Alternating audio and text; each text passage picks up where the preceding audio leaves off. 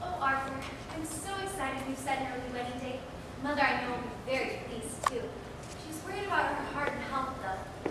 She absolutely adores you. She's a wonderful lady, but it's your health and concerns, though, even more than your mother's. Now, you two stop talking health issues. I'm fine.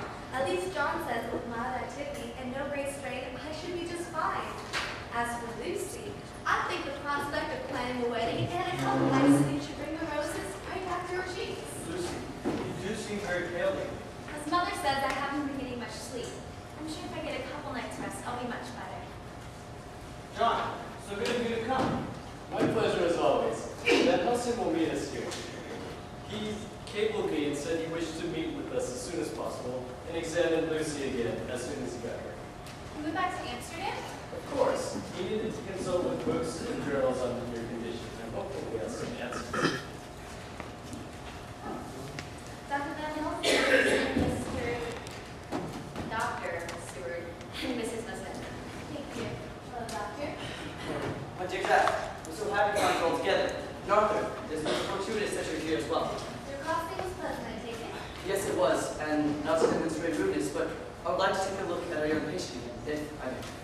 Why, of course, Doctor. Do not be alarmed, please. I only want to see our lovely child get well again, so that she may plan her wedding day and put this strange adventure behind her. You do still look very pale, my dear. Still having trouble sleeping? Yes, almost always around midnight I wake up as if there's a flapping at my window. May I remove this, my dear? Of course. These marks from the pin don't seem to want to heal. Yes, yes, I see. Well, it looks like you have a very curious anemia. I don't know quite how it came about, but we may need to do a transfusion. Is that dangerous? My goodness. No, it's fairly common practice, and we can do it right here, if necessary, and if the doctor is the correct equipment. May I volunteer as the donor? Yes, of course. You would be my first and best choice. You need to lie down, my dear. If I may, we will consult John and Arthur before we begin. I will do with you. See? Gentlemen.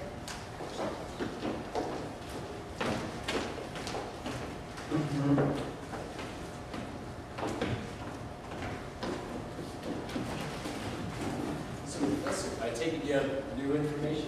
Perhaps not new, but definitely information. We'll have to ask you, John, to take a leap of faith with me. You were always one of my best students. I taught you to carefully examine every case for the facts and to apply strict logic before coming to your conclusions. Scientific evidence and proofs. And that advice has served me well. Well, may I continue to be the teacher and ask you, in this case, to completely ignore what I've taught you, but continue to trust me. I will be asking for your deepest trust and yours too, Arthur. Do you trust me to give you my best advice, although it defies the logic that you know so well? If it leads to anything that will help Lucy, then yes, I will trust you. That would be my answer exactly. Well, then you will notice I've taken some time looking at those marks on Miss Lucy's neck. They're not made by a safety pin, or any other kind of pin for that matter. But that was the most logical explanation. Did I not just ask you to put that logic aside? If the wound had started to heal over, then I could have easily accepted Miss Mina's description of a clumsy job of pinning a cloak. The problem, gentlemen, is that the wounds are fresh. Fresh? You mean she was scratched or reopened? No, Arthur. I mean fresh. We may be dealing with something that has attacked her. And the combination of her wounds and her anemia have led me back to my books and journals and writings about strange phenomena.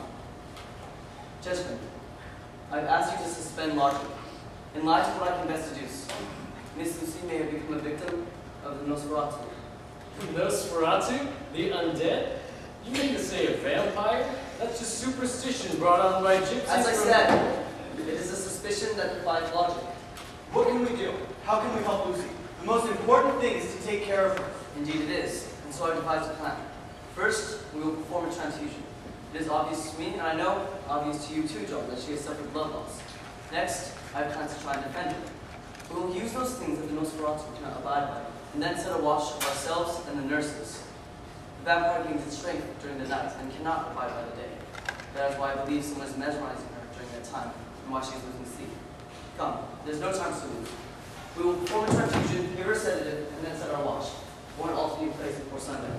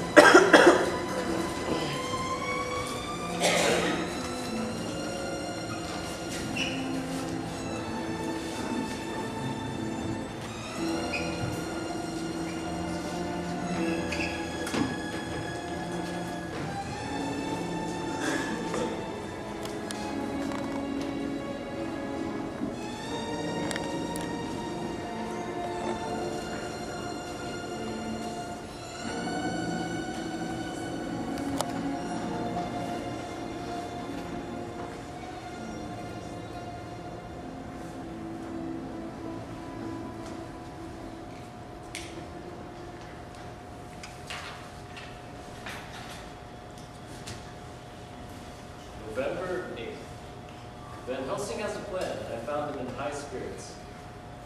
The two nurses begged to sit up with Lucy, and I feel I must intercede on their behalf. Though the professor said just the three of us should stay with Lucy and Mrs. Bastendra, I feel that it would be good to have two other ladies sit up with them, and we will be right outside the door in case of any emergency to provide immediate assistance. A large parcel arrived from abroad for the professor.